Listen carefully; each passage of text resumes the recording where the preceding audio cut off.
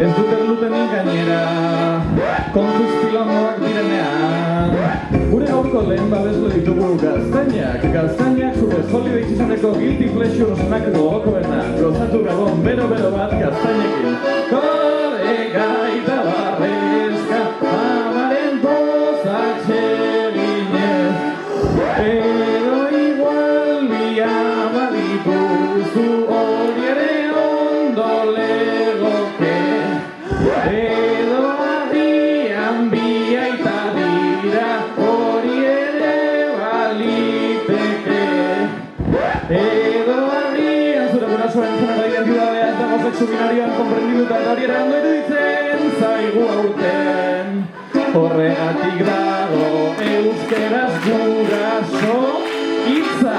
Gure gaurko bigarren babesle daukagu euskarazko guraso hitza. Euskaltzaindiak bermaturiko genero markajerik gabeko hitz bat zure aita, ama edo dena delakoa izendatzeko.